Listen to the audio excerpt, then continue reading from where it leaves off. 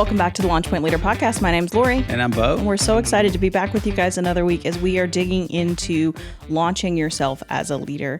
This week, we're excited to have another listener that has written in to us with a great topic that we thought would be perfect to share with you all this month. The letter says, Dear Launch Point, last month I hit a big birthday milestone. No, I'm not sharing which one, but let's say it's not 25. Hitting this milestone made me pause and really reflect on my purpose. On paper, I know what I want to achieve and what kind of leader I hope I am. But in practice, sometimes I feel unsure if it's all enough. There are expectations from everyone in my life, my family, my coworkers, friends, and even clients that I work for. But lately, it feels like I'm planning my next steps, less like I'm planning my next steps, and more like I'm planning how to keep being the leader everyone expects me to be. As I head into the next year of my life, I want to face this head on. By the time my next birthday arrives, I want to feel like there's no gap between the legacy I want to leave behind and the work that I'm doing every single day. So my question is this: where do I start in truly understanding my purpose and making sure I'm actually living it out for everyone to see? Signed, Prioritizing Purpose. That hits, I think, because I'm just shy of 25 Right, myself. almost there. You're so close. I'm like, really, because I reflect with this, connect with this quite well. I think, so if we go to the question, would you repeat the question that they asked? Yeah. So my question is this: Where do I start in truly understanding my purpose and make sure I'm actually living it out for everyone to see? The beautiful thing about that question is that nobody else has to speak into that. You can take outside voices in, but the question was, how do I realize and live out my purpose? There's only one my, and it's you. So like, what are you doing to figure out what your purpose truly is? And so I think that's the work where you have to start, is before you turn 26 or 27, whatever it might be, Yeah. or a little older, like you, Lori, clearly not me, is what's the work that you're doing to figure out what your purpose really is? I mean, how are you? Because I agree. I sat in that for a long time as a business owner. I'd kind of reached this milestone, what people thought was a pinnacle of like, hey, he achieved some success, right? He achieved his goal. And honestly, I was just parading around trying to keep up. I was trying to meet everybody's expectations. I was trying to be everything for everyone. And I actually started really struggling internally to be like, why am I actually doing this? Like, I know why I wanted to do it, but why am I actually doing it? Yeah. So it took some time, and it took some time for me to like deeply reflect on what it was for me that made me feel like I was adding value to the organization. I was adding value to my family, to my community, to the people that I led. And it doesn't happen overnight. Like, there isn't a quick fix to subscribe to necessarily. It just means you've got to take the time to actually figure out for you, why are you doing this? What is the purpose for you for doing the work that you're doing? And I think some practical ways to do that are like, what are the things, we said this on some other episodes, what are the things that break your heart? Why did you get into it in the first place? What are the best days for you? And what are the things that are present for you on the best days? And then when were you at your best? Are you at your best today? Great. What are the behaviors? What are the practices that you were doing when you were or while you are at your best? And I think you can begin to find your true purpose and then start figuring out, are you connecting with things in your daily routine that carry out all of those things that are connected to you? And not every like paperwork might not be a thing that is like, boy, this is my purpose in life. However, I will say there are some people that have a skill set of paperwork and things like that I hate, that like I feel no connection to my purpose at all, but they are incredible at it. And that's what they feel like their purpose is to help set the organization up for this or that. So I think it's just going to take a little bit of time for you to think through what your purpose is. Yeah. But I don't know if you feel this or not, and I'll kind of give it back over to you. I feel like there's almost a twofold thing to address here. There's the purpose as a leader, But there's also the whole, I feel like I'm just trying to please everybody and everybody is speaking into it. Do you feel that as well? Or I do. It's such an easy trap to fall in something, especially for high achievers and leaders that feel so much of that pressure on themselves. It can be so easy to get all of the validation externally and say, like, this is what's expected of me in so many different areas. And they're not just talking about business, right? They're talking about from the people that love us the most, our family, the people we connect with every single day. And that is a place I live and have to like constantly check myself on of like, why do I feel like this in this situation? Is it because I don't believe I'm doing my best? I don't believe I've prepared. I don't believe I'm doing the best for my team? Or is it because I'm worried about what one member of my team is going to think, what these people in this situation are going to think? So yeah, I think you can't, this person says like by the next time they reach their birthday, they want to feel like there's no gap between the legacy they want to leave behind and the work they're doing every day. Even if they do all of the work and build out this beautiful, well thought out, could be put into a book legacy, you know, it's so pretty. If they're still living by the other standards of others, they're never going to feel that gap close at the end of the day. I think there's always going to be a gap to a degree, but I think the connectivity of this question and the two parts to it of part of, in my personal belief, why we feel tension in people speaking into and their expectations of is because you're not clear on what you're doing and why you're doing it. I think when we go into seasons, whether we've defined it in the past or we've not had the time to define it ourselves of like why we do what we do and be really clear about where we're going, chart the course, have passion for it, have clarity around it, then it creates this gap that people in our lives feel like they inherently need to step into to fill and give us their feedback on and give us, it's not necessarily because they're wrong. It's just because we're not leading in such a way that leaves little room for there to be a gap. And so I think you've got to define your purpose first. And then once you have, you're never going to please everybody. Yeah.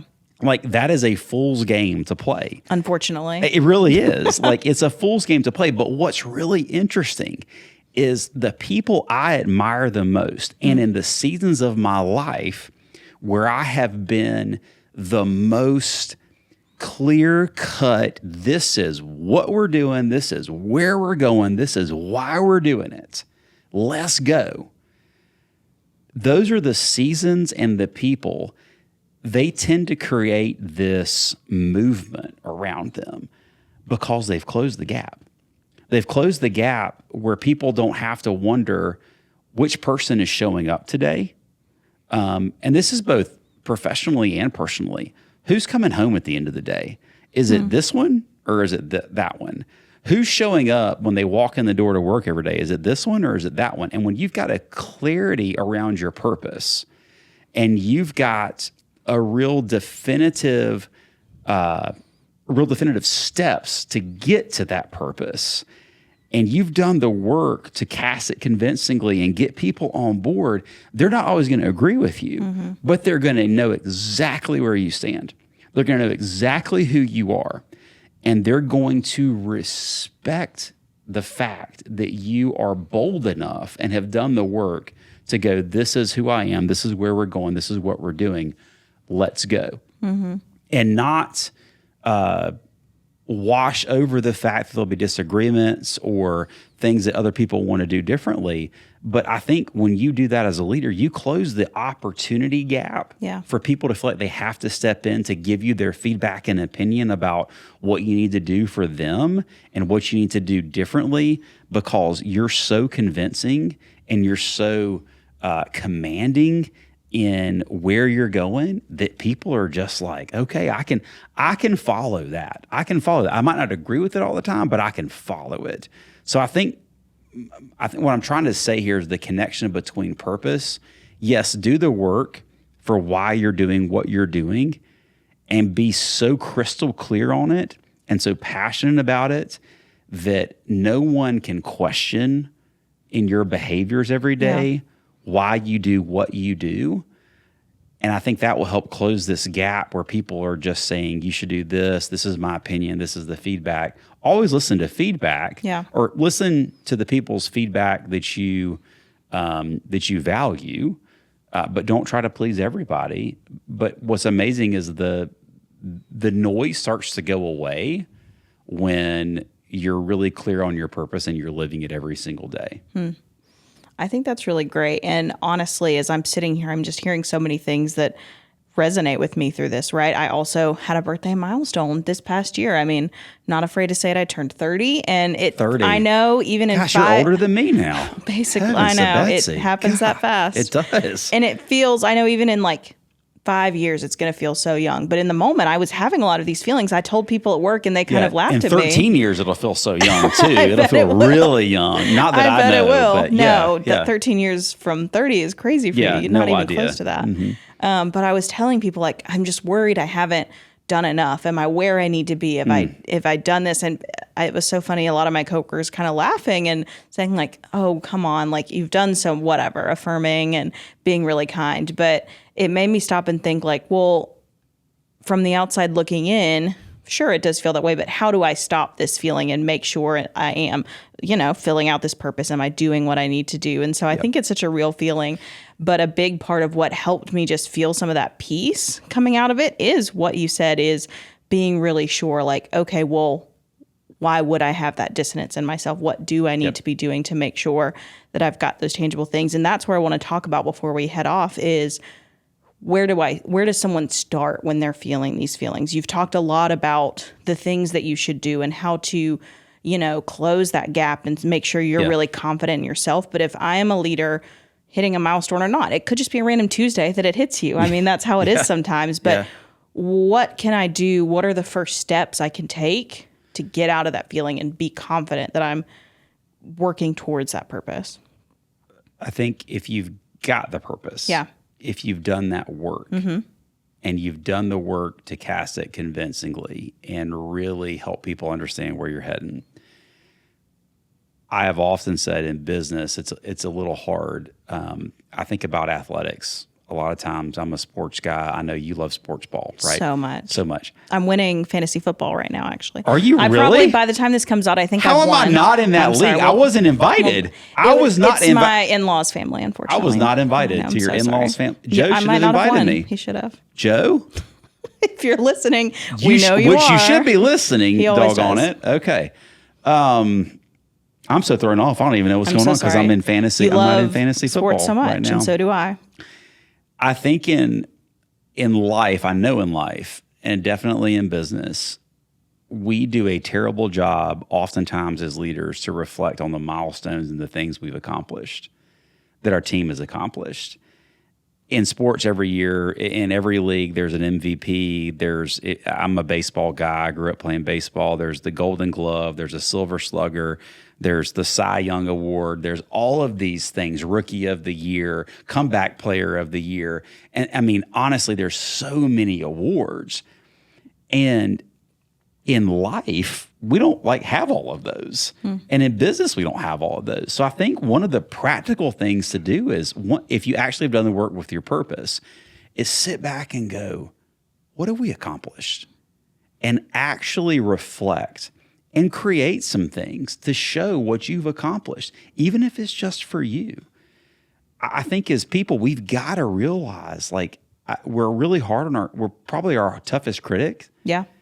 And sometimes we just got to go, actually, if you look at the history and go, this is what we have done, it's pretty crazy what we have done oftentimes.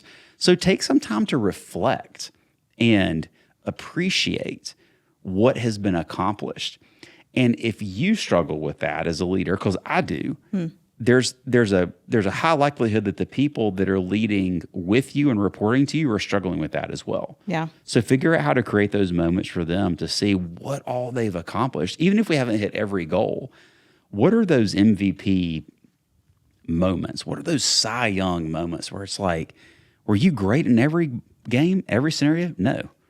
But were you best of the best? Yeah, you were. So let's honor that. Let's reflect on that. Let's hang it on the wall and let's remember it.